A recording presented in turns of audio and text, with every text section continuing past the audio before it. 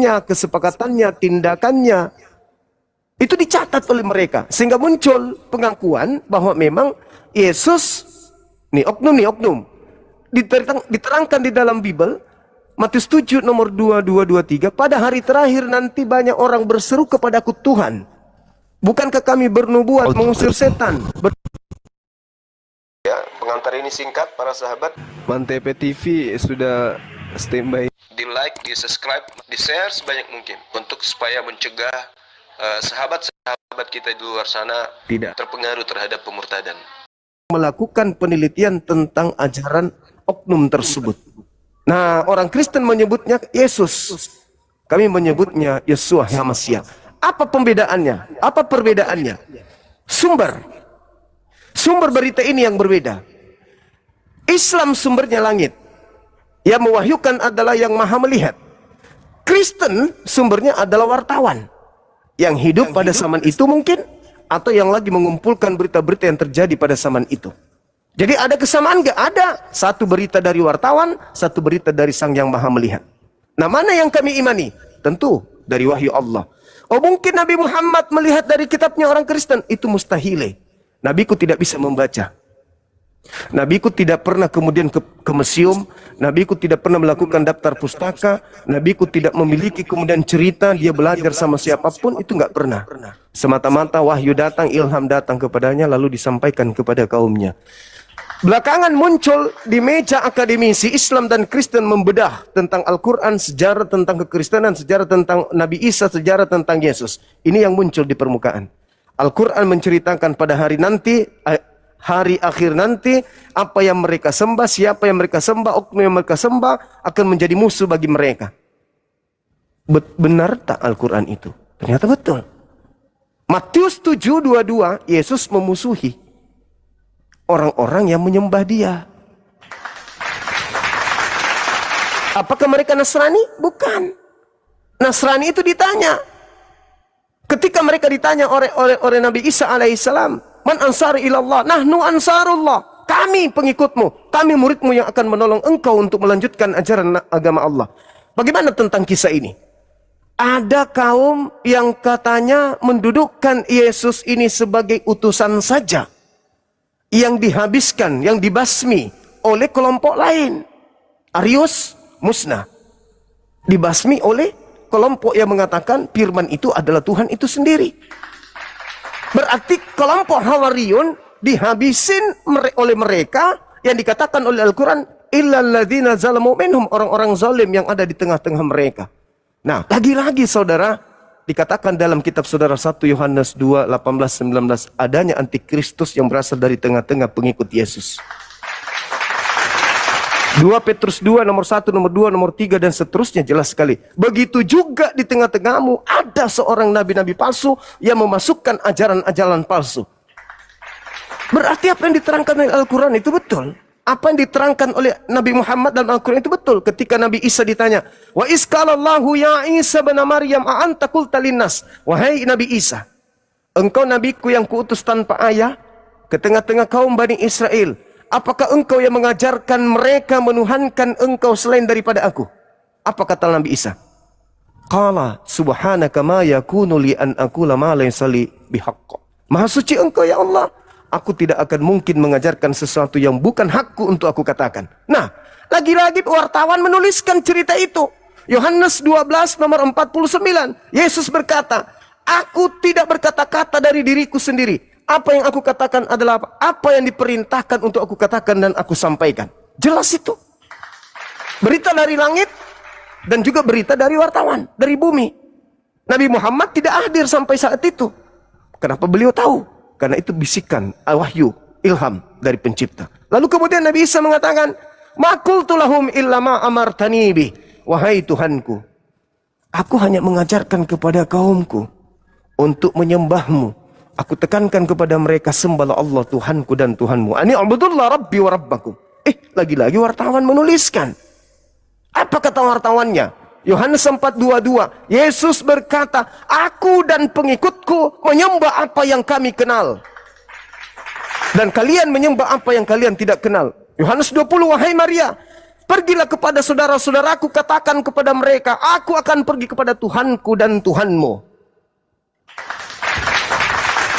Di mana posisi Kristen? Belum.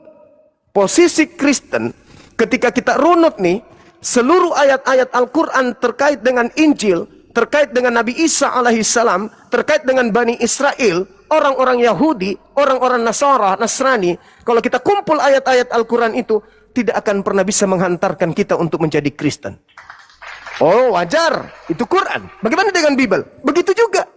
Seluruh ucapan Yesus yang tinta merah dari 4 kitab kanon, kalau kita kumpulkan dari A sampai Z, tidak akan bisa menghantarkan manusia menjadi Kristen.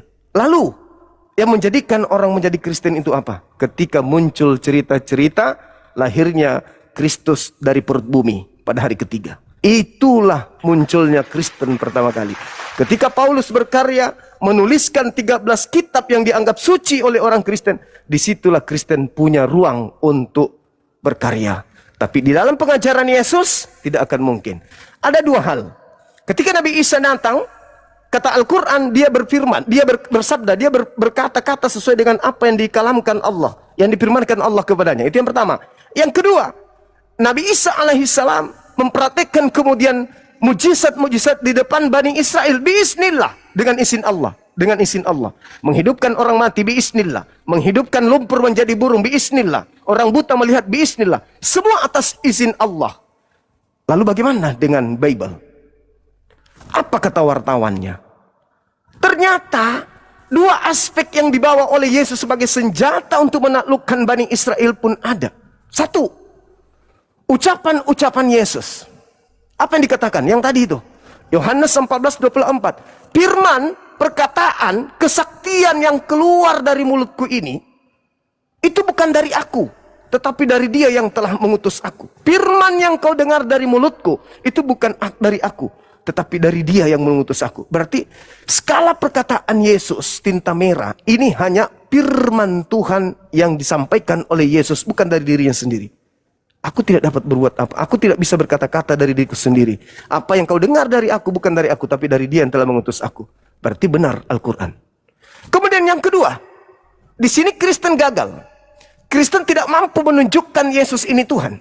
Karena ketuhanan yang diusung oleh gereja terhadap Yesus, karena ucapan-ucapan Yesus. Apa dibilangnya gini? Salah satunya adalah, anak manusia diberi kuasa untuk mengampuni dosa. Ucapan Yesus, aku dan Bapa adalah satu.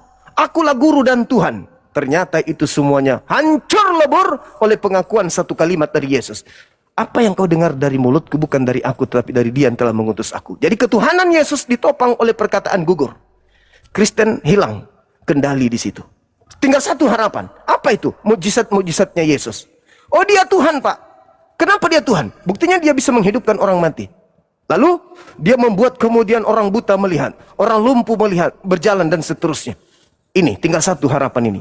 Tapi apa? Kata Yesus, ada kesaksianku yang lebih penting dari kesaksian Yohanes Pembaptis. Bahwa seluruh mujizat yang aku kerjakan, seluruh pekerjaan yang aku lakukan, pekerjaan itu yang bersaksi bahwa Bapaklah yang telah mengutus aku. Kemudian gagal Kristen, dua-duanya gagal. Rupanya yang membuat Kristen menuhankan Yesus dari faktor perkataan gugur, dari faktor mujizat juga gugur. Kenapa? Karena Yesus mengatakan, semua pekerjaan yang aku lakukan, membangkitkan orang mati, bla bla bla bla bla, semua itu hanya bukti kalau aku ini adalah utusan Tuhan. Yohanes 5 nomor 36. Yohanes 4 nomor 34. Makananku adalah melakukan pekerjaan yang diperintahkan Bapa untuk aku kerjakan dan menyelesaikannya. Selesai. Kisah para Rasul 2 nomor 22. Orang Israel harus tahu. Yang kumaksudkan adalah Yesus dari Nazaret. Dia adalah manusia yang ditentukan oleh Tuhan untuk melakukan mujizat, tanda-tanda, kekuatan yang dilakukan oleh Tuhan melalui perantaraan Yesus sebagaimana yang engkau tahu. Lalu faktor apa lagi yang bisa membuat Kristen bertahan menuhankan Yesus, di mana 2 unsur senjata yang dibawa ini ternyata justru membuktikan dirinya adalah utusan Tuhan. Al-Quran lebih benar. Biiznillah, biiznillah. Kekuatan yang digunakan oleh Kristen untuk bertahan tinggal satu. Apa itu saudara-saudara? Oknum yang mereka sebut Roh Kudus. Ini yang membuat mereka bertahan. Pertanyaannya sekarang adalah, Roh Kudus, Roh Suci mana yang mengajarkan makan babi, ibadah minggu, tidak bersunat, menyembah Kristus? Roh Kudus mana yang menghantarkan seperti itu? Roh Kudus mana yang membimbing bahwa utusan Tuhan yang suci ini mati terkutuk di atas salib? Roh Kudus mana yang mengajarkan kemudian bahwa seluruh makanan yang diharamkan itu halal? Roh Kudus mana yang mengajarkan bahwa hukum Tuhan yang menghantarkan Bani Israel selamat sebagai perjanjian baru Tuhan kepada Bani Israel itu adalah tinja, skubalon, kotoran, sampah? Roh Kudus mana yang menghantarkan manusia menajiskan diri mereka dengan makan-makan yang diharamkan, yang diatur dengan ketat oleh Tuhan kepada kaumnya Bani Israel? Tinggal satu ini. Makanya setiap saya berdiskusi dengan orang Kristen, maaf nih, kalah data sudah pasti, argumentasi udah pasti. Di mana kemenangannya? Ketika dia mengatakan, kamu bisa berkata seperti itu Bang Suma karena di dalam dirimu tidak ada Roh Kudus. Cuman itu doang. Akal sudah nggak berfungsi lagi, udah kalah dia. Tidak ada. Ritme penyampaian sudah tidak berlaku. Dalil yang dibawa sudah usang. Dihantam semuanya oleh Yesus itu sendiri. Hidup kekal. Bukankah yang kita kejar itu adalah hidup kekal? Kristen ke gereja mencari hidup kekal.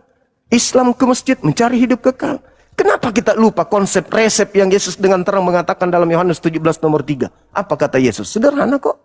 Hidup kekal itu adalah la ilaha illallah Yesus Rasulullah. Matius 17 nomor 3. Hidup kekal itu adalah mereka mengenal engkau satu-satunya Tuhan yang benar dan mengenal Yesus yang engkau utus. Subhanallah. Islam jauh dari Yesus. Islam bukan kaumnya Yesus. Islam tidak menggunakan kitab yang menceritakan Yesus, perihal Yesus dari A sampai Z. Oleh Islam nggak pakai. Islam bukan hidup sesama Yesus. Islam jauh dari Yesus.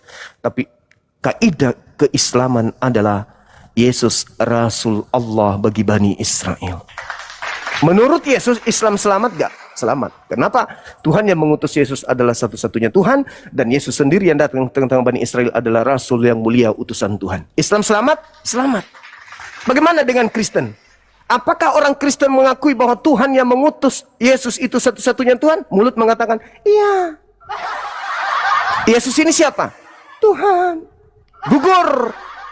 Tadi katanya satu-satunya Tuhan yang ada di langit. Yang kata Yesus lebih besar daripada aku. Yang kata Yesus tidak bisa kau lihat, tidak bisa kau dengar. Sekarang di meja Kristen dia mengatakan, Yesus Kristus adalah Tuhan yang setara dengan Bapa. Gugur. Gugur konsep pertama. Hidup kekal, mereka mengenal engkau satu-satunya Tuhan. Ternyata Kristen batal di situ. Karena Kristus juga adalah Tuhan.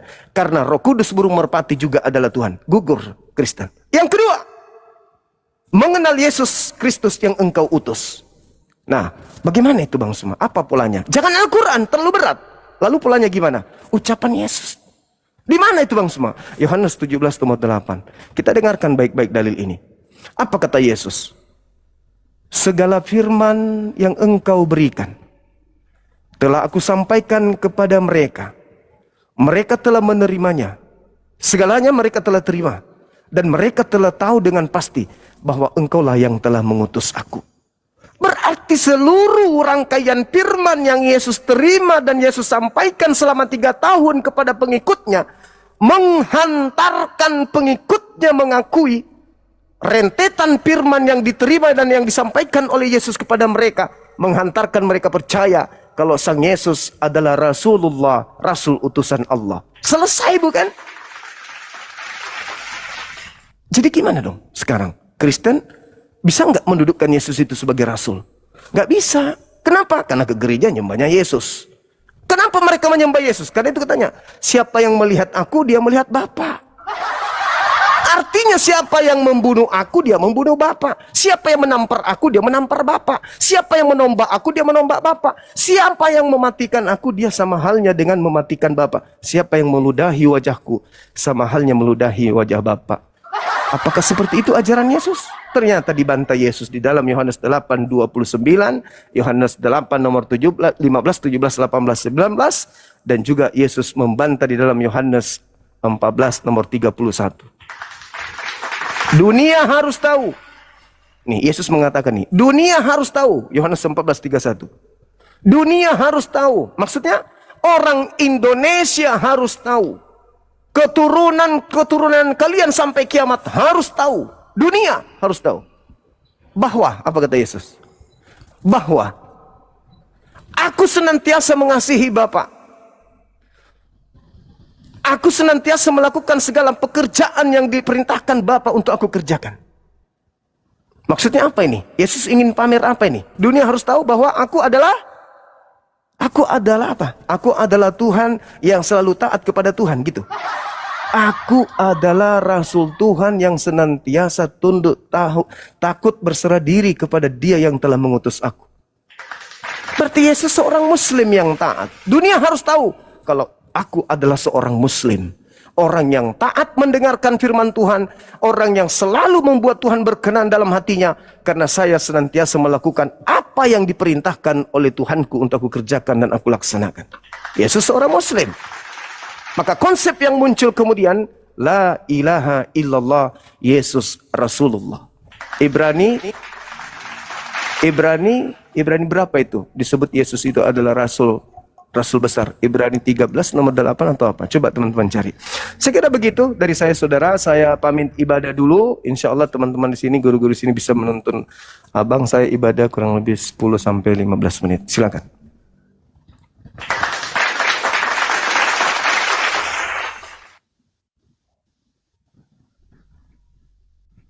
Kan Pak belajar ditanggapi. Oh iya Bang, tadi mau nanya ke Bang Jumat, tapi udah keburu lah, dia mau sholat dulu kayaknya.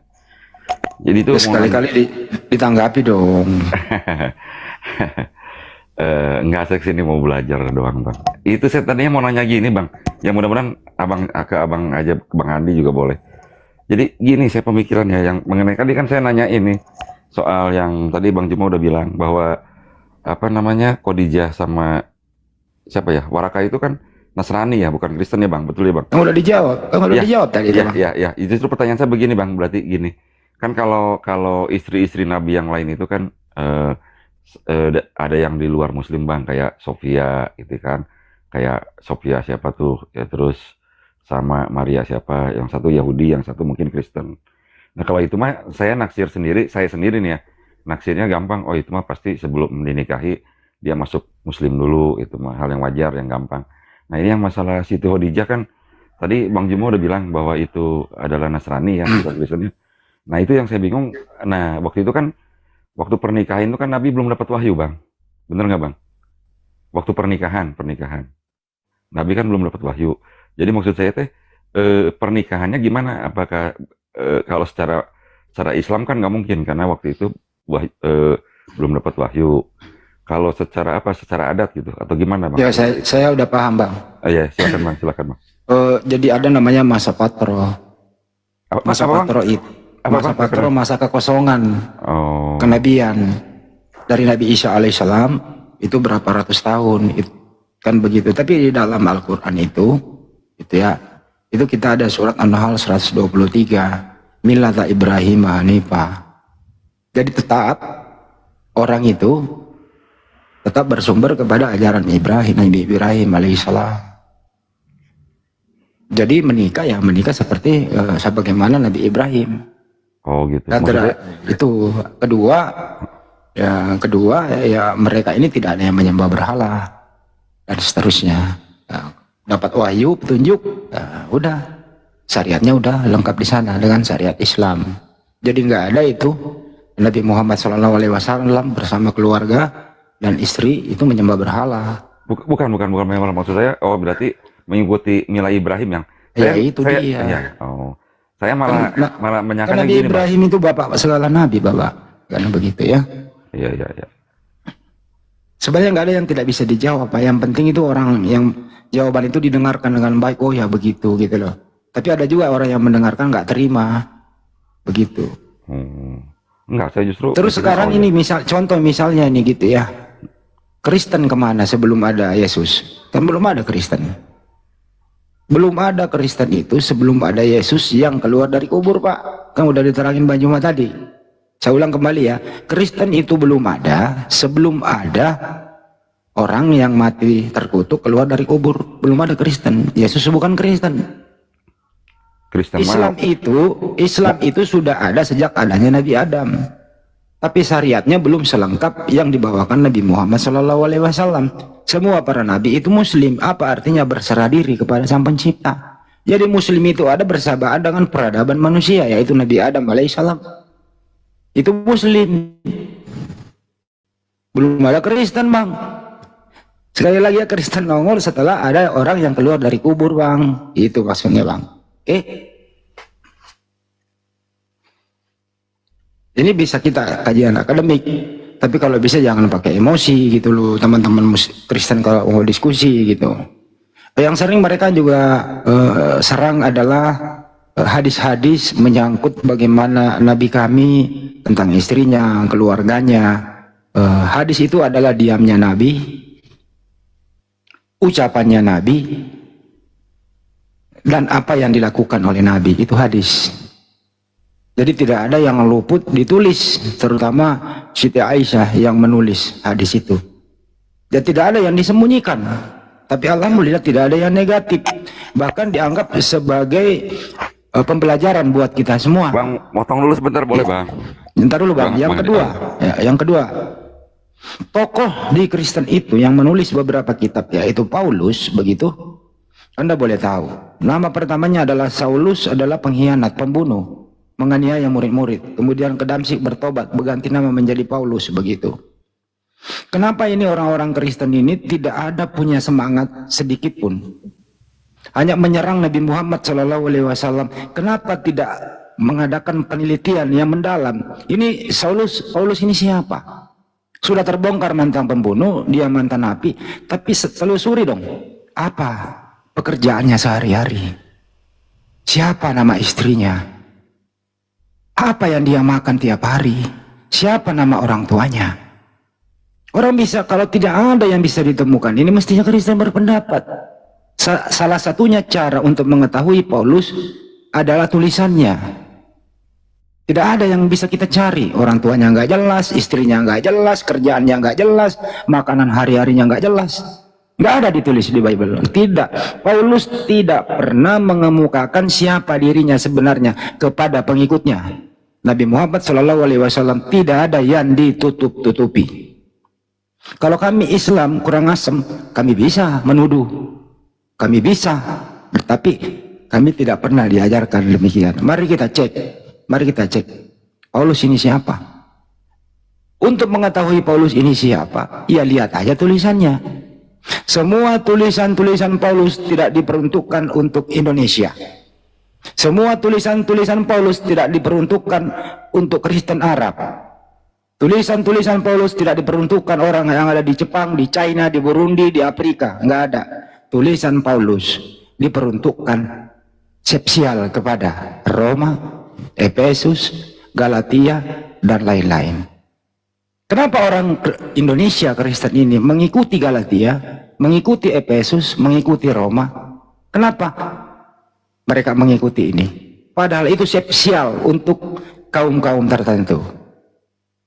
Jawabannya adalah hasil daripada propaganda penjajah Belanda yang membawa ajaran ini masuk. Jadi Belanda adalah perpanjangan tangan Paulus memperkenalkan ajaran Paulus kepada kalian semua. Itu Bang, kalau agama Islam, ajaran Islam itu untuk seluruh umat manusia. Kalau ajaran Paulus khusus untuk ke daerah-daerah tertentu. Tidak ada satupun tulisan di Paulus untuk jemaatnya yang ada di Indonesia. Pertanyaannya, Kristen Indonesia ini, kenapa Anda berkiblat kepada Roma, Efesus, Galatia, dan lain-lain? Itu kira-kira. Semoga ada yang bisa nanti menjadi bahan evaluasi. Kenapa kalian mengikuti itu? Itu kira-kira Pak Belajar, silakan ditanggapi. Iya Bang, mau nanya itu Bang. Tadi Abang bilang hadis sunnah. Kalau hadis itu apa, sunnah itu apa? Bedanya apa gitu Bang? Nanya itu aja Bang. Hadis kan udah dijelaskan. Diamnya Nabi hadis. Perkataan Nabi hadis. Diamnya Nabi itu hadis. Perkataannya berarti ya? Iya perkataan, apa yang dilakukan. Dan seterusnya itu. Kalau sunnah itu apa Bang? Sunnah itu yang dilakukan oleh Nabi, tapi tidak wajib hukumnya. Contoh, sholat itu ada sholat 5 waktu wajib. Nah, di luar sholat 5 waktu ada juga sholat sunnah, seperti sholat duha dan seterusnya itu. Dilaksanakan berpahala, tidak dilaksanakan tidak berdosa. Itu namanya sunnah, Bang. Tapi kalau wajib tidak dilaksanakan berdosa karena wajib. Itu perbedaan wajib dan sunnah, Bang, gitu. Ya kayak makruh gitu ya, Bang ya. Maksudnya kalau Makruh beda, Bang. Oh, beda makanan ya maksudnya. Kalau dimakan kalau itu beda, Bang. Makruh itu mendekati haram tapi tidak haram. Oh, berarti intinya kalau sunnah mah ngikutin berarti dapat Ya makruh pahala. itu kehati-hatian. Makruh itu kehati-hatian bertindak dan mengkonsumsi dan menguasainya, itu kehati-hatian. Tanda udah lampu kuning, Bang, ntar lagi juga merah. Begitu, Bang. Iya. Makruh. Berarti saya definisiin gini, Bang. Berarti kalau sunnah itu perbuatan Nabi yang kalau diikutin Dapat pahala. dapat pahala boleh. Kalaupun tidak apa-apa, tidak ada kewajiban gitu. Nah, terus kalau tapi sunnah ada terbagi juga, tapi udahlah ya secara umum ya aja. sampai umum aja, cukup umum aja, Bang. Berarti kalau hadis Itu maksudnya. iya, oke. Kalau hadis berarti perkataan, perbuatan, diamnya Nabi gitu loh, itu hadis ditulis semua oleh orang-orang yang terdekat beliau, makanya bersanad. Misalnya nih ya, contoh nih, hari Kamis Nabi melaksanakan sholat duha, atau hari Senin Nabi melaksanakan puasa, ditulislah para sahabat bersanad gitu loh. Nah, diceritakan ini. Oh, ternyata memang hari Senin Nabi itu selalu berpuasa sunnah gitu, Bang. Itu kira-kira begitu. Berarti kalau itu mah, kalau bahasa Indonesia mah dianggapnya riwayat lah gitu, Bang ya, ceritanya riwayat. Nah, sanad namanya ya, riwayat. Oke, cukup, Bang, makasih. Silakan yang lain, itu takut ada yang lain. Ya terus belajar lah, Bang ya. Terus belajar, terutama mempelajari Paulus itu siapa sih? Kok jadi tulisannya banyak nggak jelas orangnya siapa? Bahkan kan mantan nabi, mantan pembunuh gitu. Perjalanannya ke Damsik aja itu, misinya perjalanan ke Damsik itu misi penganiayaan terhadap murid-murid Yesus. Dia mencari, dia mau bersihkan semua. Tapi dalam perjalanan dihentikan. Iya, yang saya baca Dibutakan begitu, matanya, Bang. terhenti, dibutakan matanya, terus dia bangun. Siapakah engkau, Tuhan? Terdengarnya suara dari langit. Akulah Yesus yang telah engkau aniaya itu. Pertanyaannya, kenapa nggak terjadi gempa bumi? Kenapa nggak terjadi halilintar? Kenapa nggak terjadi matahari? Dan banyak kekacauan lah.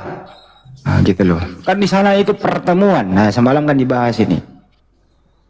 Bertemu atau menampakkan diri. Bukankah Yesus berkata, kalau saya datang nanti yang kedua kali menampakkan diri, ya tanda-tandanya adalah kiamat. Paulus bertemu dengan Yesus menampakkan diri. Kenapa nggak terjadi kiamat? Artinya apa? Yang ditemui bukan anaknya Maria. Itulah yang mati terkutuk di tiang salib. Sebenarnya mudah ini kalau mau belajar. Kira-kira begitu, Pak. Belajar terus. Hidup ini cuma sekali. Nah. Oke, Bang. Ya. Jadi oke, Bang. Jadi ya. Pekerjaan rumah Anda ini loh, pekerjaan rumah Anda nih. Bro, ini dengerin. Menurut Anda Paulus itu siapa? Iya, oke, Bang. Nantilah aku jawab ini ya. Jadi gini, Bang ya. Ya, Abang juga berbicara panjang lebar juga, sama saja ya, saya juga begitu ya. Karena iman kita itu tidak saya ini ngobrol sama Bro, saya ini ngobrol sama belajar. Sekarang kalau mau ngobrol sama saya, kita tentukan topik. Jangan Anda mau menanggapi yang Anda nggak punya ilmunya gitu, Bang. Saya mau menanggapi, Bang. Jadi apa gini, yang mau ditanggapi, silakan. Nah, jadi tadi Abang berbicara tentang Paulus ya. Paulus itu dia sebelum bertemu dengan Yesus, dia bertobat mengikuti Yesus ya. Dia itu tidak mengenal Yesus ya. Dan sebelum Paulus mengajarkan ajaran Yesus, murid Yesus sudah ajarkan duluan ajaran Yesus ya. Jadi jangan bilang ya Paulus yang mengajarkan tentang Yesus. Yesus itu bukan Paulus bukan dia selama Yesus hidup dia tidak mengenal Yesus ya. Jadi murid-murid Yesus yang hidup bersama-sama dengan Yesus inilah yang mengajarkan tentang Yesus. Makanya orang yang mengikuti ajaran Yesus itu yang disebut dengan Kristen sekarang. Nah, gitu. Gini bang. Nah, jadi gitu bang. Jadi ya lanjut bang. Paulus hidup sejaman dengan Yesus. Apakah Paulus dan Yesus bersahabat? Silakan. Kan aku tadi bilang bang ya, dia hidup sejaman Jawab aja. dengan Yesus. Ya, Nah, dia hidup sejaman dengan Kamu kok Yesus. kalau ditanya nggak jawab ya? Kan Yesus gini, kenapa itu jawab? dengerin Yesus itu hidup sejaman dengan Paulus. Pertanyaannya, apakah mereka sahabatan atau musuhan? Silakan. Ya musuhan dia. Musuhan. Itu bantai-bantai Yesus. Nah, pertanyaannya Yesus. kenapa Yesus dan Paulus musuhan? Apa penyebabnya? Silakan. Ya penyebabnya kan Yesus itu kan dia itu kan kenapa dimusuhi dia, mau disalib dia, mau dibunuh dia itu kan dia Bukan itu, belum salib ini. Kalah. Bukan itu. Kenapa Paulus dan Yesus itu musuhan? Apa penyebabnya? Ya iya karena memang mereka hidup sejaman tapi belum mengenal satu sama yang lain. Abang pertanyaannya juga nggak masuk akal. Anda yang ngomong tadi musuhan. Bertanyalah sesuai dengan logika lah. Ya sekarang apa penyebabnya musuhan? Gini loh, yang memusuhi Paulus kah yang memusuhi Yesus atau Yesus kah yang memusuhi Paulus? Dan apa penyebabnya bermusuhan? Silakan. Ya, jadi gini ya, Paulus kenapa memusuhi Yesus itu karena Yesus sementara waktu masih hidup itu banyak mukjizat yang dia lakukan ya, banyak ajaran-ajaran Yesus yang banyak orang ikuti ya, dia melakukan mukjizat gini ya, yang nyata bukan kayak kata-kata doang ya. Oke, udah dijawab. Jadi Paulus memusuhi Yesus karena Yesus bermujizat, begitu? Ya iya, Yesus bermukjizat, Oke. Yesus banyak orang mengikuti Yesus. Kenapa melakukan Paulus segala tidak hal. suka? Kenapa Paulus tidak suka kalau Yesus bermujizat? Iya, karena mungkin berpengaruh pada saat itu. Makanya sampai Kenapa? orang Yahudi juga minta disalib itu karena dia membuat kuasa, dia mengaku anak Allah kan itu. Maksud saya kenapa iri hati ada orang bermujizat membangkitkan orang mati, menghidupkan orang mati, orang lumpuh berjalan, orang buta melihat, gitu ya. Kenapa Paulus memusuhi kinerja Yesus? Apa penyebabnya? Kan aku tadi bilang dia memusuhi Yesus karena Yesus kan melakukan segala mukjizat, pengaruh Iya, pada kenapa zaman dia itu. membenci mujizat? Kenapa? Iya, mungkin karena waktu itu dia kan belum orang setan, belum mengenal Yesus. Kan dia dari orang tidak bertobat mengenal Yesus. Kenapa? Dia kan, dengar sih, dia kan namanya orang yang belum mengenal Yesus itu kan kerasukan setan atau gini-gini. Makanya dia Paulus benci kerasukan kebenaran. setan. Paulus kerasukan setan. Bukan, maksudnya dia kan terus? belum mengenal Yesus ya. Namanya orang belum mengenal Yesus, belum mengenal kebenaran ya.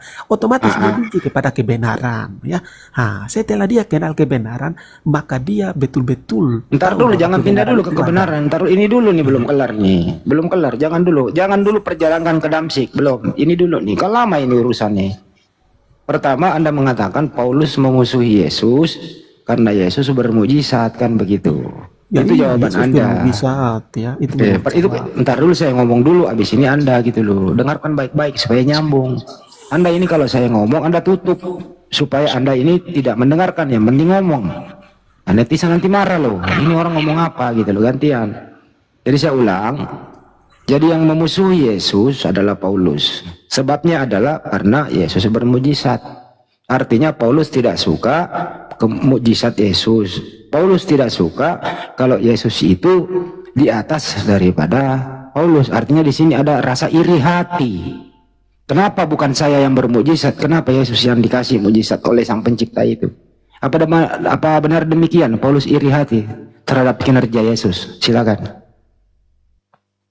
Giliran kamu, bro. Nah, ini diskusi gini enak nih. Kamu lagi.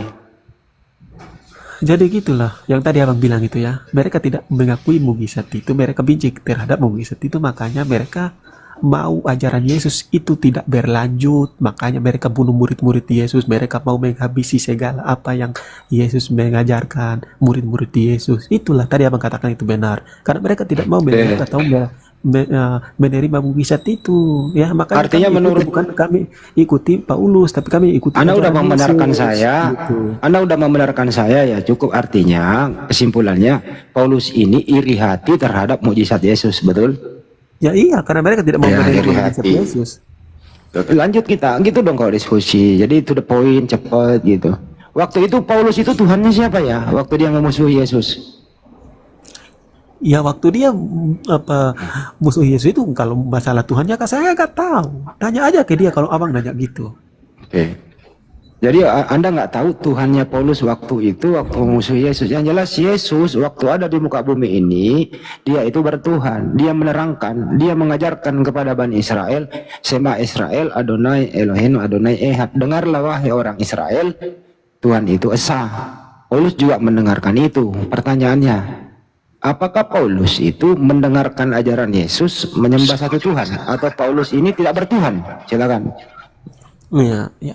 Jadi ya kalau abang bertanya gitu, abang tanya saja kepada Paulus ya. Oh, Karena Paulus menurut udah kami nggak sudut ada ya? Nah, oke dengar bang, kami sudut pandang Kristen, orang Muslim menyerang kami apapun. Tapi kalau menurut sudut pandang kami orang Kristen, kami menyembah Yesus itu sama dengan kami menyembah Bapak di Entar surga. dulu, Jadi jangan sama. penyembahan dulu. Saya nggak nyerang Iya. Anda loh. Saya nggak menyerang Anda. Jangan framing, saya nggak nyerang loh. Kita santai aja, kenapa? Saya nggak nyerang Anda. Artinya apa? Yesus itu bertuhan, mengajarkan Tuhan itu satu. Pertanyaan saya, apakah Paulus juga menyembah satu Tuhan, atau Yesus tidak, atau Paulus tidak bertuhan waktu itu? Iya, oke. Abang harus tahu ya, sebelum Yesus ada saja, sebelum Muslim, Kristen maupun agama di dunia ini, orang-orang sebelum agama di dunia ini lahir di dunia ini, udah ada orang-orang duluan. Enggak usah Mereka membahas itu- dunia, mereka itu saya tidak nanya Tuhannya beragama. Paulus. Enggak Mereka usah itu tidak membahas beragama, tapi dunia. mereka masih hidup. Sederhana. Apakah waktu itu Paulus bertuhan atau tidak? Ya mungkin bertuhan, tapi saya nggak tahu Tuhannya.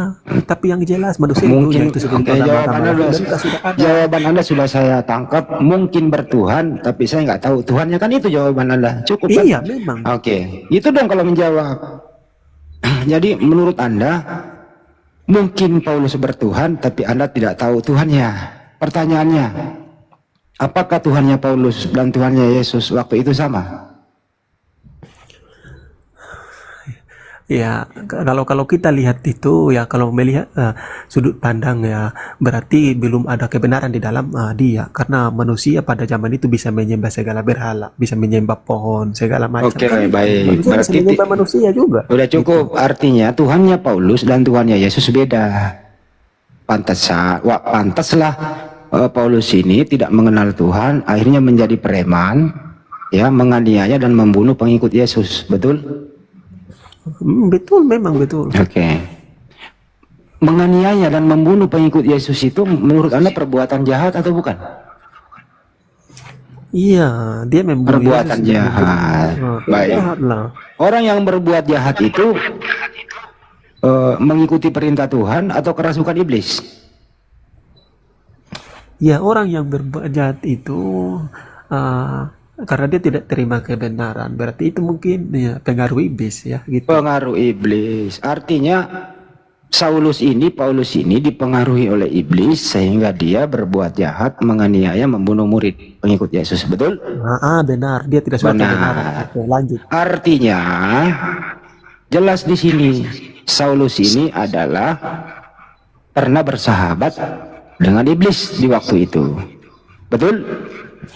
Ya kan aku bilang dia bersahabat dengan iblis maupun Bersahabat tidak, dengan kan. iblis. Tepuk Saya tangan nggak di tahu. bawah. Habis itu kita lanjut. Kenapa Anda mengatakan dia bertobat? Apa alasannya? Ya iya, karena kenapa dia ketemu dengan Yesus ya? Kenapa dia ketemu dengan Yesus? Karena tujuannya dia itu untuk membunuh murid Yesus. Makanya itu Yesus tidak mau begitu ya. Makanya Yesus menampakkan diri melalui suaranya itu kepada dia ya. Itulah yang benar. Karena dia tujuan membunuh murid Yesus, dan mungkin kalau dia membunuh murid Yesus, ajaran Yesus itu mungkin tidak nyampe ke seluruh dunia. Makanya lah terjadi keajaiban, matanya buta, itulah tanda bahwa Yesus itu benar-benar mujizat. Oke. Makanya Baik. dipercaya. Anda percaya nggak kalau Saulus itu mantan nabi? Mantan nabi gimana? Pernah di penjara. Kan aku udah bilang tadi sebelum Paulus mengenal Yesus, kan aku nggak tahu dia itu percaya apa nabi. Apa kira-kira menurut Anda itu apa salahnya sehingga dia di penjara? Iya, Ya di penjara itu setelah dia mengenal Yesus. Jangan bilang Enggak dia belum apa mengenal Yesus kesalahan di apa? penjara. Ya kan dia itu di sidang pelik gitu ya. Di sidang pelik ya, Dia kalau nggak salah inkra, dengerin dulu. Di sidang pelik inkra 2 tahun kalau nggak salah begitu ya. Jadi dia menjalani hukuman 2 tahun di penjara kalau nggak salah. Mohon maaf Oke, kalau salah. dengar ya Bang. Menurut Anda apa kesalahannya sehingga diputus bersalah gitu? Ya kok oke. Ya kenapa Paulus di penjara? Ya di penjara dia tapi dia masih berdua di dalam penjara ya. Karena dia saking bersemangat memberitakan Injil ke seluruh Saya nggak dunia. nanya Makanya aktivitasnya di dipenjarakan penjara. dia. Saya nggak nanya aktivitasnya di penjara. Kenapa dia di penjara? Pasti ada salahnya. Bagaimana? Ya iya, karena dia di penjara itu karena dia memberitakan ajaran Yesus lagi karena dia ketemu dengan Yesus itu kan simpel jawabannya yang tepat. Apa salahnya? Salahnya itu kan aku bilang salahnya tadi karena dia mengajarkan tentang Yesus lagi itu. Aduh, abang gimana sih? Dia itu di penjara karena dia Memberitakan apa? itu bersama murid-murid Yesus lagi itu kan itu. Ya salahnya ini loh, gini loh Mengajarkan ya. tentang Dengerin si KC Cornelius itu di penjara karena terbukti menista agama 15628E. Terbukti ingkra, bersalah, menista agama. Pertanyaannya, Saulus ini di penjara terbukti apa salahnya gitu loh. Nah, terbukti salahnya itu dia menyebarkan agama, dia menyebarkan ajaran Yesus. Oke, pas kan? Lo kalau menyebarkan agama ajaran Yesus, Yesus juga harus dipenjara dong. Lo Ya kok bisa? itulah memang. Jawaban aku mah singkat dan benar kan? Ya udah terserah lu dah. Ya udah terserah lu. Gua sih Bukan terserah saya bang. Abang itu yang tidak mengerti ya. Oke, sekarang itulah. lanjut ya. Habis di penjara, keluar penjara, dia perjalanan ke Damsik, gitu. Apa yang dia lakukan? Dia ke Damsik itu untuk apa? Nah, silakan. Ya, jadi aku jelaskan sebentar ya. Ya. Ya, dia ke Damsik sesuai di dalam Bible. Dia ke Damsik itu untuk membasmi dan membunuh murid Yesus ya. Dan itu bukan ke Damsik itu bukan untuk mendirikan atau mengajarkan dulu ya. Sebelum dia ke Damsik itu dia belum mengenal Tuhan ya. Setelah perjalanan ke Damsik baru dia mengenal Tuhan. Dia tujuannya ke Damsik untuk apa? Untuk membunuh murid Yesus. Oke, baik, Sesuai cukup. di Bible. Cukup.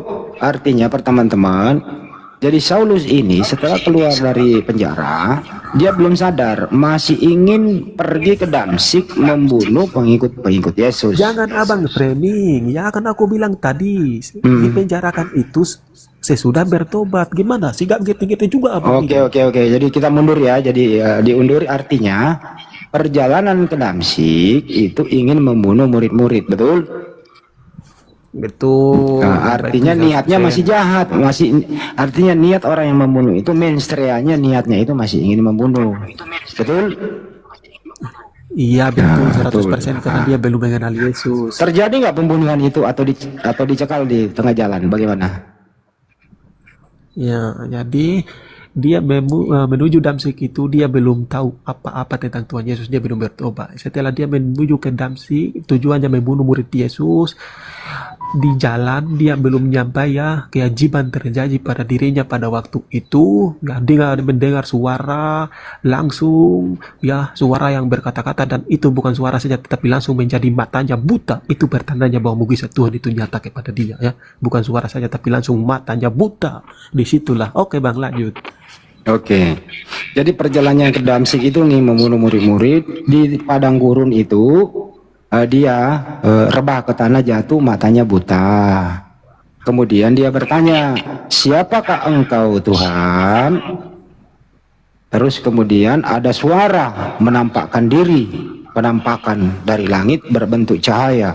Akulah Yesus yang telah engkau aniaya itu. Kan begitu ya? Banyuma, bisa lanjut Banyuma, bantu saya. Lucu ini. Iya, sabar bang. Ya, silakan. Ya. Sabar. Masukin dulu bagian tak ini di sini ya. Akulah Yesus yang telah engkau aniaya itu. Silakan. Iya. Sabar ya. Sabar. Pertanyaannya, kapan Yesus dianiaya oleh Paulus? Lanjut. Iya, sabar. Oke. Ya, jadi terkait dengan materi ini, itu bisa kita dalami di dalam Lukas 21 nomor 8 sampai nomor 12. Di sini saya hanya ingin menekankan kepada saudara bahwa terkait dengan Paulus ini sudah dinubuatkan oleh Yesus di dalam data yang saya sebutkan tadi. Waspadalah kepada penyesat yang datang kepadamu dengan memakai namaku dan berkata, akulah dia, waktunya sudah dekat, jangan kamu percaya. Nah, kalau kita telusuri ucapan Yesus ini kepada muridnya kan, waspadalah supaya kamu jangan disesatkan. Sebab banyak orang akan datang dengan memakai namaku dan berkata, akulah dia. Dan saatnya sudah dekat, janganlah kamu mengikuti mereka. Dari mana kita tahu bahwa dia adalah Paulus? Kita bisa lihat di data nomor 12-nya. Tetapi sebelum semuanya itu, kamu terlebih dahulu akan ditangkap, dianiaya, diserahkan ke rumah-rumah ibadah, di penjara-penjara, dan kamu akan dihadapkan kepada raja-raja dan penguasa-penguasa oleh karena namaku. Pertanyaan saya, siapa pelakunya yang menghantarkan murid Yesus teraniaya, diserahkan ke rumah ibadah, di penjara, dan dihadapkan kepada raja dan penguasa? Tolong sebut satu nama, silakan.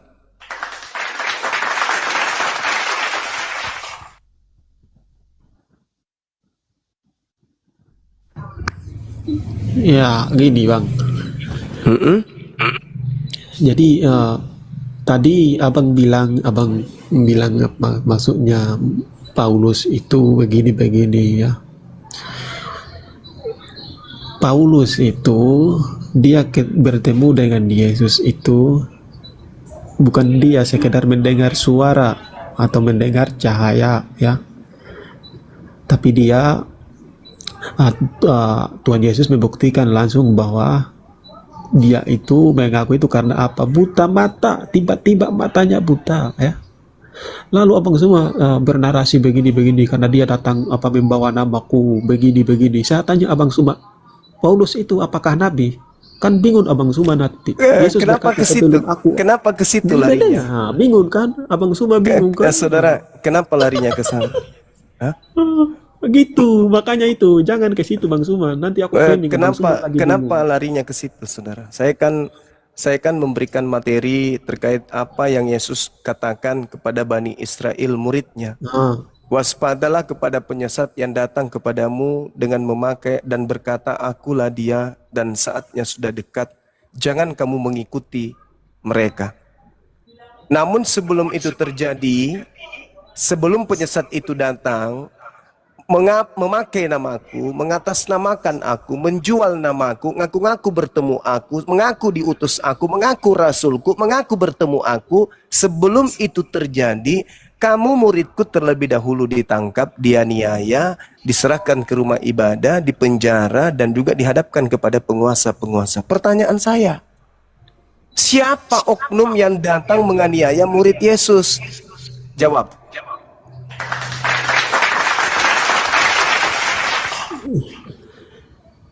Itulah Abang Suma tidak mengerti tentang apa yang saya sampaikan. Jawablah. Iya ya.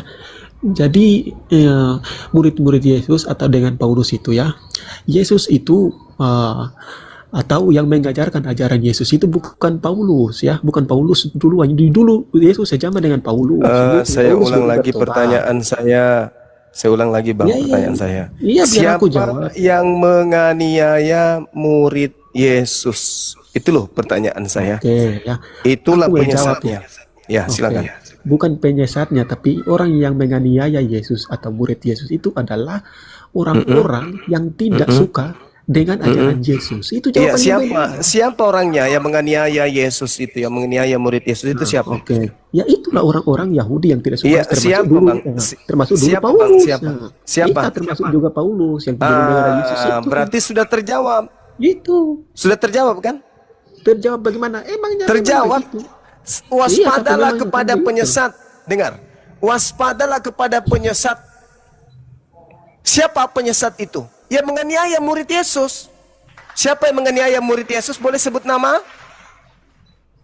Kan aku bilang orang-orang yang tidak suka dengan ajaran Yesus. Iya, termasuk nggak Paulus usah sendiri sebelum orang-orang, Bang. bertobat. Nggak usah orang-orang, nggak usah orang-orang. Yang menganiaya murid Yesus itulah penyesatnya. Siapa orang ini? Ya, termasuk Paulus, dia kan nggak suka ajaran Berarti Yesus. penyesatnya adalah Bukan penyesat, dia tidak suka dengan la la ajaran la la la la la Yesus. la la la la la. Dalilnya mengatakan waspadalah kepada penyesat agar kamu jangan disesatkan, sebab dia akan datang dengan memakai namaku dan berkata, akulah dia. Saatnya sudah dekat, jangan kamu mengikuti dia. Siapa dia ini? Dia yang menganiaya, menangkap engkau. Anda sudah menjawab, yang menangkap murid Yesus itu Paulus. Lalu penyesatnya siapa? Bang Handi gitu. Hah? Bang Handi penyesatnya. Hah? Saudara, ayolah lembutkan hatimu, lembutkan. Bang. Jangan memperbodoh diri. Kita udah dewasa, kita dikasih akal oleh Tuhan.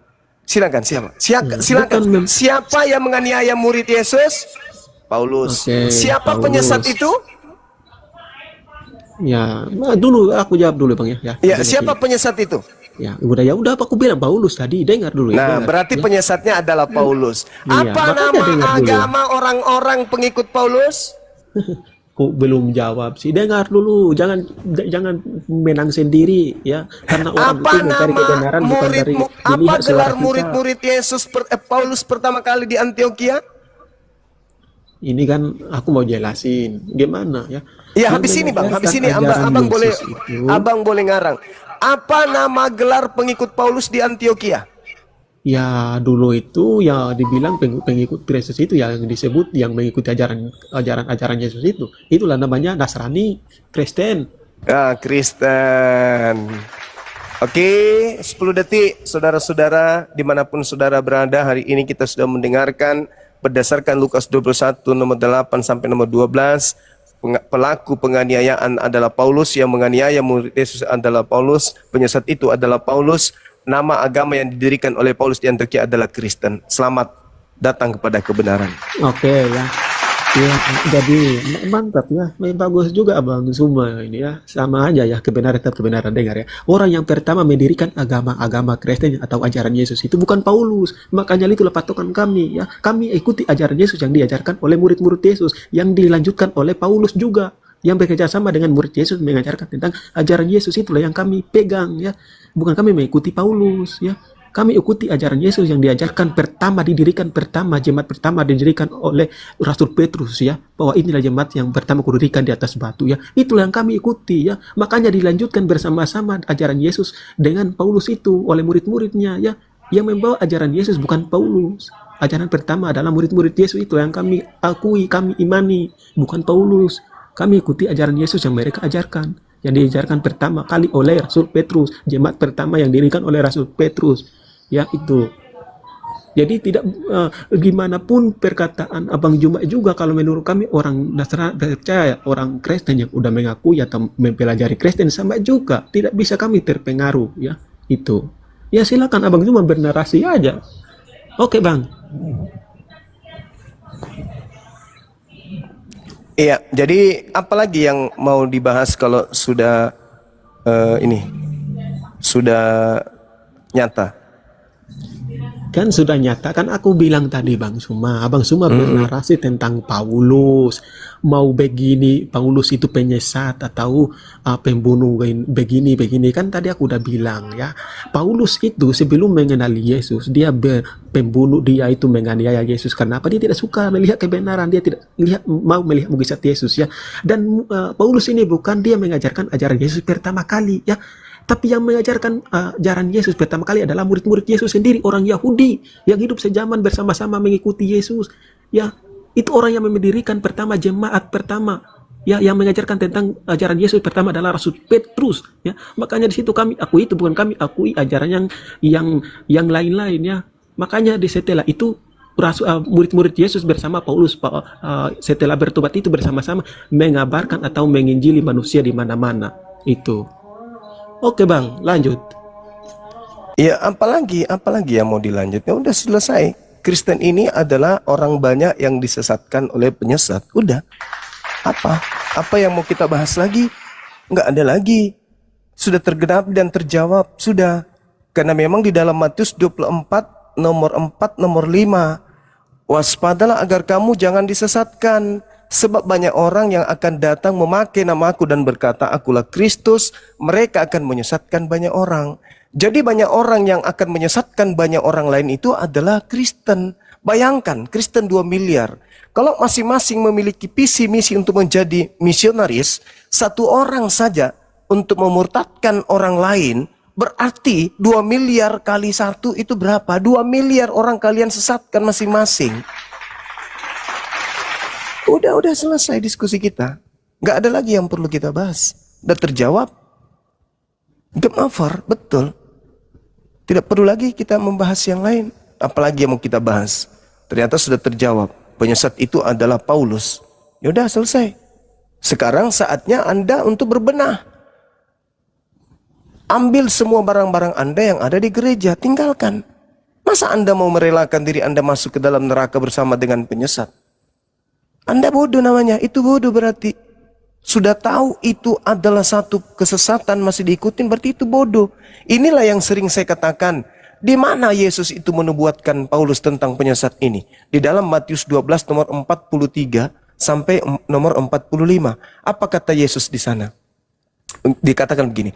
Apabila roh jahat, roh iblis keluar dari manusia. Manusia yang dimaksud di sini Paulus. Ia pun mengembara ke tempat-tempat tandus mencari penghentian. Kan nanti dia ke Damsyik ketemu nanti di situ.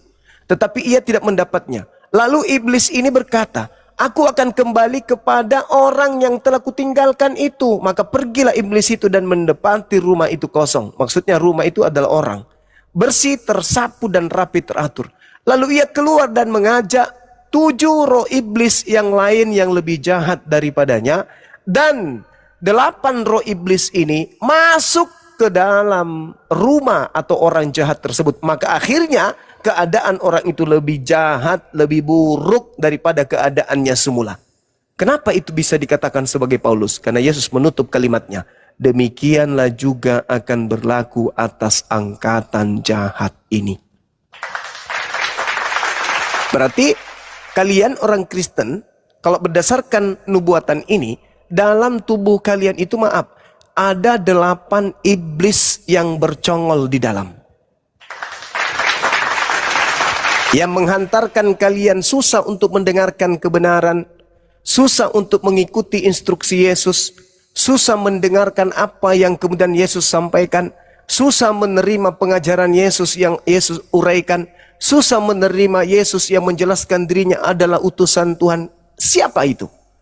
8 iblis yang menutup akal sehat kalian. Summum bukmun umyum fahum la yarji'un. Kalau cuma 1 iblis mungkin kalian masih bertahan. Ini 8. Jadi siapa yang bisa mengeluarkan iblis itu? Kami nggak bisa meruqyah kalian. Kalian non muslim. Yang bisa kemudian membuat iblis itu keluar adalah akal sehat kalian. Kalau kalian kemudian bermimpi masuk surga, sementara kalian tidak sunat, itu mustahil. Kalau kalian mengatakan diri kalian anak-anak Tuhan, tetapi makanan kalian adalah makanan-makanan yang dipersembahkan kepada berhala, itu mustahil. Kalau kalian kemudian bermimpi masuk surga, sementara tubuh kalian mengalir darah babi, darah anjing, darah tikus, itu adalah mimpi semata. Jadi saya katakan kepada saudara, kalau Anda tetap berada dalam keadaan yang sekarang, baca Yesaya 66 nomor 17-18. Aku Tuhan akan datang membawa api yang menyala-nyala dan membakar seluruh manusia yang makan babi dan balau tikus. Dan kalau Anda masih tetap ngotot kemudian, maka Yesus akan datang kedua kalinya untuk mengusir kalian. Enyahlah daripadaku, kalian semua adalah pembuat kejahatan, aku tidak mengenal kalian. Kami umat Islam, para apologet Islam, 24 jam bahu-membahu dengan sisa kekuatan, dengan sisa tenaga, dengan rasa ngantuk, rasa haus, rasa lapar, tanpa dibayar, tanpa sanjungan, tanpa pujian, tanpa ketenaran, tanpa digaji, tanpa dibayarkan apapun yang kami butuhkan. Siap membantu kalian 24 jam yang kami terima hujatan, penistaan, laporan polisi, dikucilkan, dibilangi boneng, dibilangi sapam, dibilangi seluruh hinaan, hujatan. Padahal tujuan kami adalah menyelamatkan kalian. Apa yang kami dapatkan? Maksud apa yang kami berikan kepada kalian? Apa input positifnya kepada kami?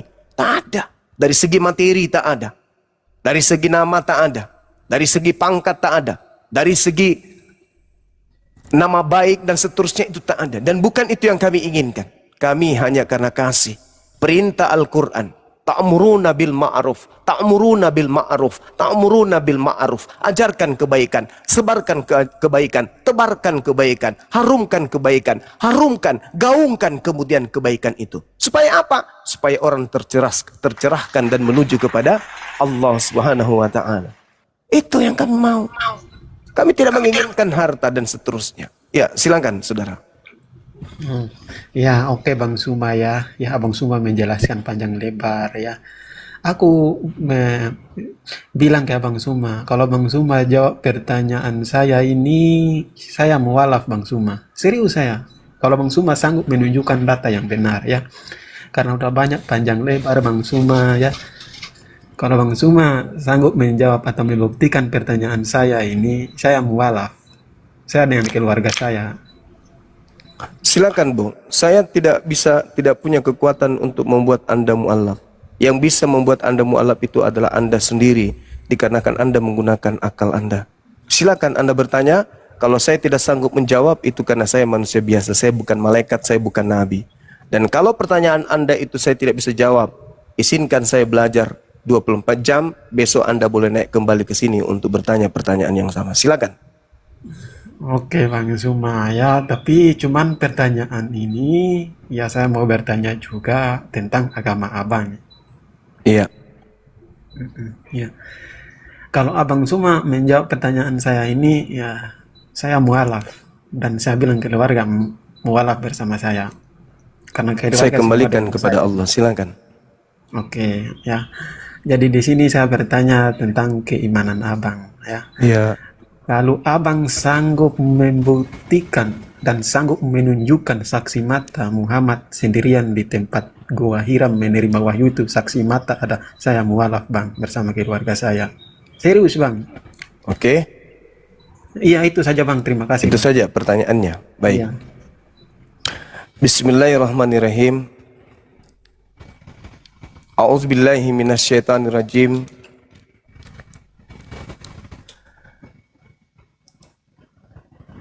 Lakinillah yashhadu bima anzala ilaik anzalahu bi ilmi wal malaikatu yashhadun wa kafa billahi syahida. Ketika ayat sebelumnya Allah Subhanahu wa taala menjelaskan dalam Al-Qur'an, rasulan mubashshirina wa munthirina li alla yakuna linnas 'alallahi hujjah ba'dar rusul wa kana Allahu azizan hakima. Rasul itu adalah sebagai pembawa wahyu, kabar gembira dan pemberi peringatan, agar tidak ada alasan bagi manusia untuk membantah Allah setelah rasul-rasul yang diutus itu.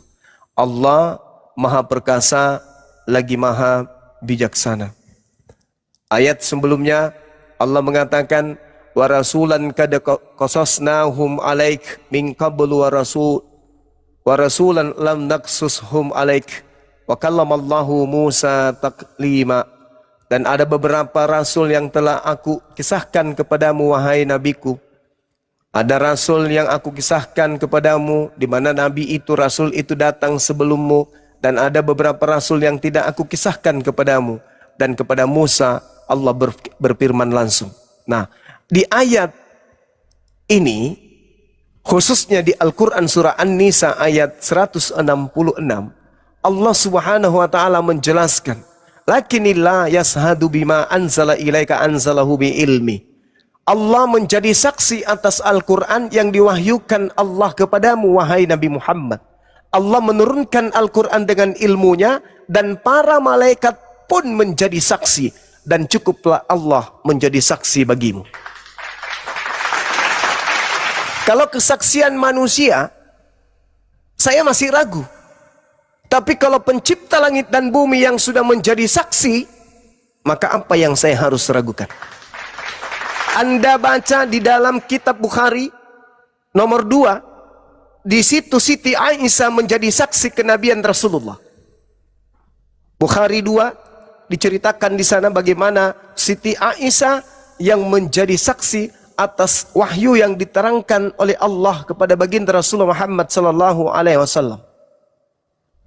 Begitu dikatakan kepada Nabi Muhammad bahwa ketika Nabi Muhammad mengatakan, datang kepadanya seorang yang bertanya, kemudian diceritakan oleh Abdullah bin Yusuf dan mengabarkan dari Malik, dari Hisham bin Urwah, dari bapaknya dari Aisyah, ibu kaum muslimin, bahwa Al-Harits bin Hisham bertanya kepada Rasulullah, wahai Rasulullah, bagaimana caranya wahyu turun kepada engkau? Maka Rasulullah sallallahu alaihi wasallam menjawab, wahyu datang kepadaku, terkadang datang kepadaku seperti suara gemerincing lonceng, dan cara ini yang paling berat buatku. Lalu terhenti sehingga aku dapat mengerti apa yang disampaikan. Dan terkadang kemudian datang malaikat menyerupai seorang laki-laki, lalu berbicara kepadaku, maka aku ikuti apa yang diucapkan oleh malaikat tersebut. Aisyah pun berkata, sungguh aku pernah melihat turunnya wahyu kepada beliau sallallahu alaihi wasallam pada satu hari yang sangat dingin, lalu terhenti dan aku lihat dahi beliau mengucurkan keringat. Siti Aisyah menjadi saksi kedatangan malaikat Roh Kudus kepada beliau, memberikan wahyu kepada beliau. Di mana tertulis? Bukhari nomor 2. Sahih. Al-Quran surah Al-Isra ayat 96. Allah subhanahu wa ta'ala pun menjelaskan. Di sana diterangkan oleh Allah bahwa baginda Rasulullah Muhammad sallallahu alaihi wasallam menerima penjelasan yang akurat dari Allah. Kul, katakan wahai Nabiku Muhammad, katakan kepada dunia, kafa billahi syahidan baini wa bainakum. Cukuplah Allah menjadi saksi antara aku dan kamu sekalian. Innahu kana bi ibadihi khabiran basira. Dan sungguh Allah maha mengetahui, maha melihat akan hamba-hambanya. Jadi Al-Quran itu tidak butuh mata orang memandang. Tidak butuh ada kesaksian-kesaksian orang, nggak butuh. Cukup Allah yang menjadi saksi, cukup malaikat menjadi saksi, cukup Nabi Muhammad menjadi saksi, cukup sejarah menjadi saksi, alam semesta ini menjadi saksi, waktu yang menjadi saksi, ilmu pengetahuan menjadi saksi, seluruh aspek unsur dunia, langit dan bumi menjadi saksi akan kebenaran Nabi Muhammad sebagai penerima wahyu. Tidak ada yang bisa membantah itu. Kalau Anda kemudian memperbandingkan, oh nggak ada manusia yang lihat. Siapa yang melihat Nabi Musa menerima wahyu di atas bukit Sinai? Masya Allah. Syukran Bunda Mila. Siapa yang melihat Nabi Musa menerima wahyu di bukit Sinai? 5 kitab yang diterima oleh Nabi Musa. Siapa saksinya? Siapa saksi melihat Adam berbincang-bincang dengan Tuhannya di Eden? Tak ada saksinya. Siapa saksi kemudian melihat Nabi Abraham alaihissalam ketika Tuhan datang memerintahkan kepadanya untuk mengorbankan anak tunggalnya? Tak ada saksi. Siapa saksi turun ke bumi? Siapa saksi melihat Elohim turun ke bumi, masuk ke dalam rahimnya Maria menjadi Yesus? Gak ada saksi. Orang Kristen menjadi Kristen tak ada saksi Lukas berbicara dengan Yesus.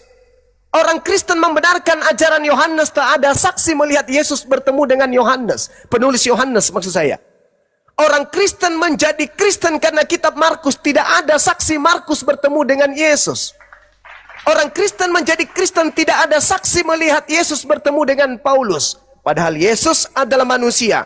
Paulus, Lukas, Markus, Matius, pengarang-pengarang buku ini juga adalah manusia. Padahal Yesus turun ke bumi. Mereka penulis Bible ini adalah orang yang ada di bumi.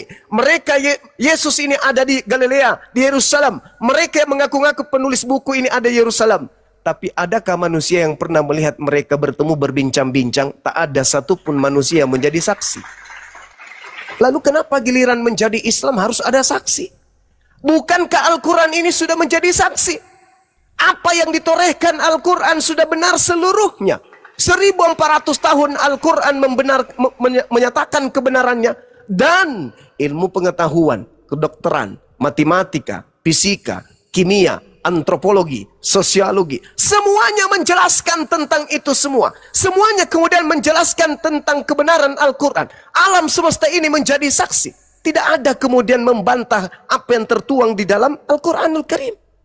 Semuanya diterangkan oleh Allah Subhanahu wa taala melalui Al-Quran. Contoh, ketika Al-Quran mengatakan bahwa Allah pencipta langit dan bumi itu mengawinkan tumbuh-tumbuhan sehingga mereka berbuah. Ternyata diterangkan dalam Al-Quran surah Al-Hijr ayat 22. Apa perlu kesaksian? Ternyata ilmu pengetahuan, ilmu pertanian, ilmu tumbuh-tumbuhan menjadi saksi kebenaran Al-Quran yang diwahyukan 1400 tahun silam, bahwa tumbuh-tumbuhan pun itu ternyata dikawinkan. Lalu kemudian alam semesta ini bersaksi kebenaran Al-Quran tentang sungai yang ada di dalam dasar laut. Al-Quran menyatakan 1400 tahun dalam surah Al-Furqan ayat 53. Adakah kemudian saksi? Alam semesta yang bersaksi. Siapa itu? Sungai yang ada di dasar laut menjadi saksi bahwa 1400 tahun silam Nabi Muhammad sudah menceritakan itu. Nabi Muhammad bukan penyelam, Nabi Muhammad tidak pernah ke laut, Nabi Muhammad tidak punya kapal, Nabi Muhammad tidak pernah kemudian turun ke dasar laut menemukan sebuah sungai di dasar laut.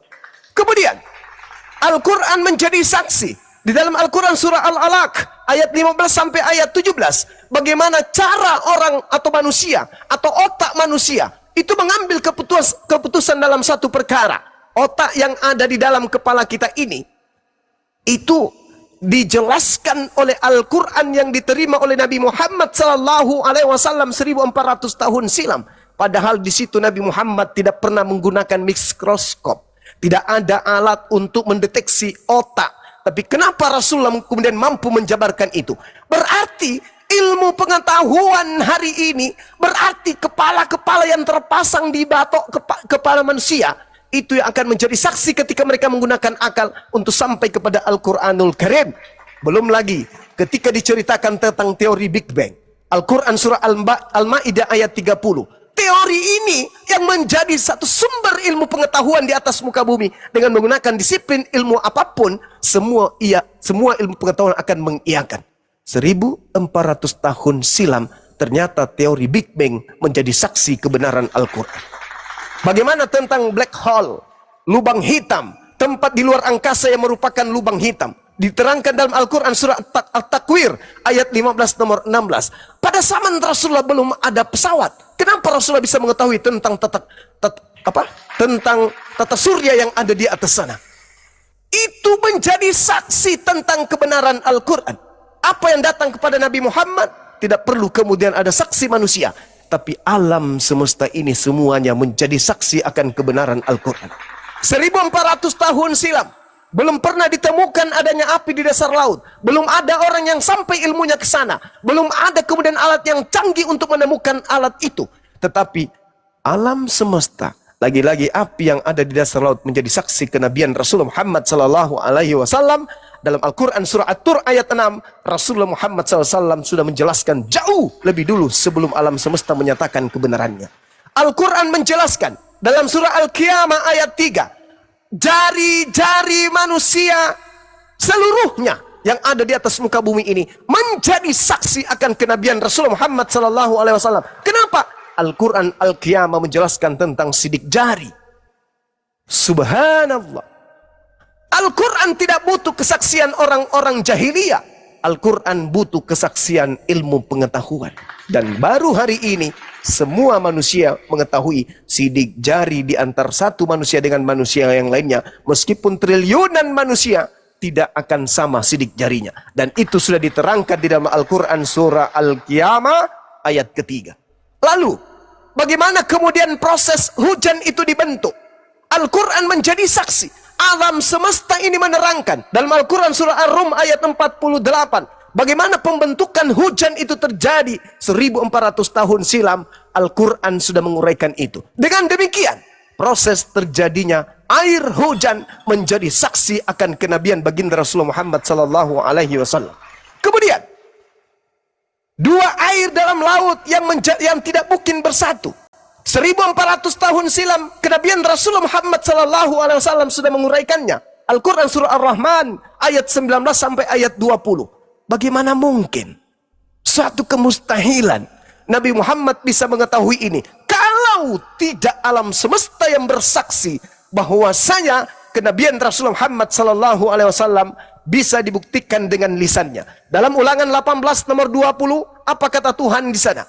Jika seorang nabi mengatakan sesuatu perkataan biisnillah dengan atas namaku, bismi anoki dengan namaku, tapi tidak terjadi apa yang dikatakan nabi tersebut, maka nabi itu harus mati karena dia telah melakukan kedustaan yang sangat dahsyat. Padahal Nabi Muhammad mengucapkan satu ucapan yang diterangkan kemudian oleh lisannya melalui wahyu dari Allah. Apa yang diterangkan, apa yang dinubuatkan, bahwa besok hari orang akan menemukan sidik jari, akan menemukan api di dasar laut, orang akan menemukan teori Big Bang, orang akan menemukan sungai di dasar laut, orang akan menemukan bagaimana cara otak mengambil keputusan. Dan alhamdulillah seluruh nubuatan itu tergenapi oleh ilmu pengetahuan.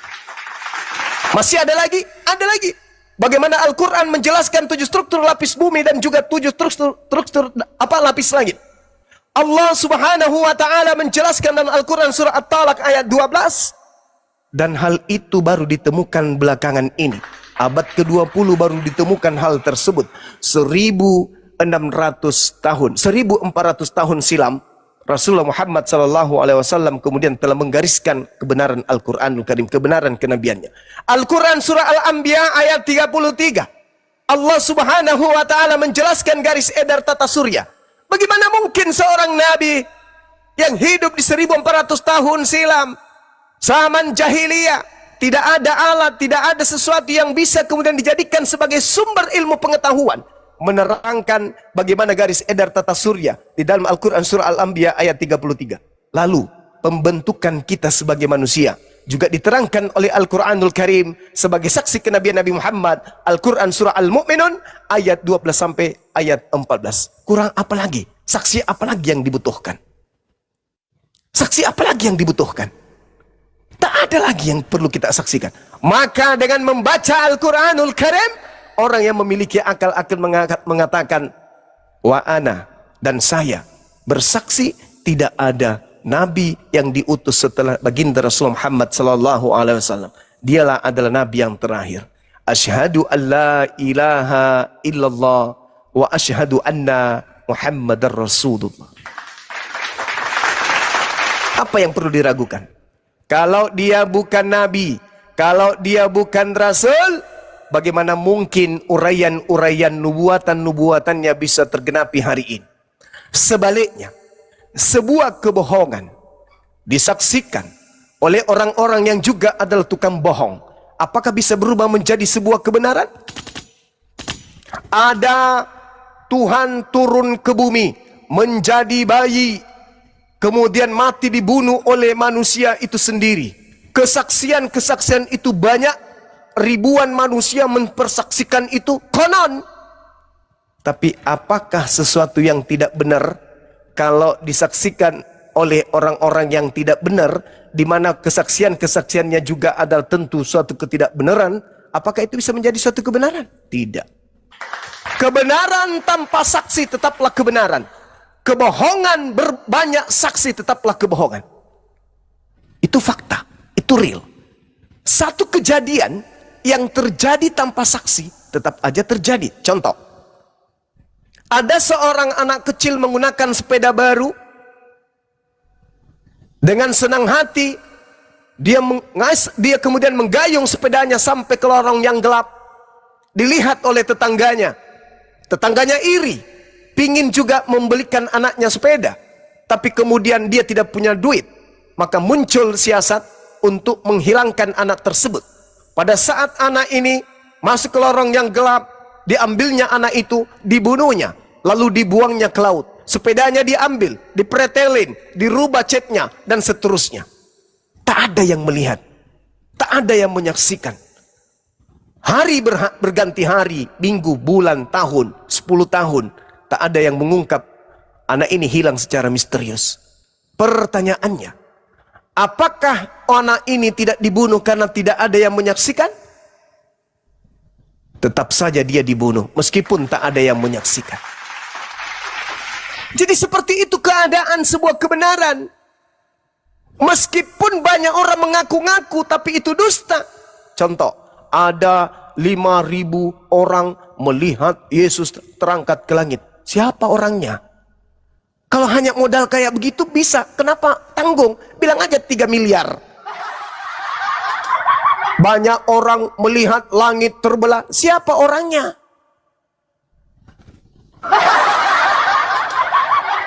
Melihat anak manusia, langit terbelah dan seterusnya. Siapa yang melihat itu semua? Jadi saudara, kebenaran tetaplah kebenaran. Kebenaran itu tidak butuh saksi. Kenapa? Karena kebenaran itu akan menggiring manusia untuk menjadi saksi terhadap kebenaran tersebut. Contoh, ini contoh sederhana. Seorang wanita hamil. Butuhkah kita menjadi saksi untuk memperkarakan wanita tersebut digauli seorang laki-laki? Tentu tidak. Berani tidak kita mengatakan, saya bersaksi bahwa wanita ini habis digauli oleh seorang laki-laki? Kenapa berani bersaksi? Karena saya melihat dia hamil. Berarti untuk menyatakan sebuah kebenaran itu tidak mesti di awal, tapi kita lihat di akhir. Hasil akhir yang kita lihat untuk mengetahui kebenaran awal. Wanita ini hamil, akhirnya dia melahirkan. Artinya kita pun akan mengatakan, aku bersaksi bahwa wanita ini pernah digauli oleh seorang laki-laki. Bohong enggak kesaksian itu?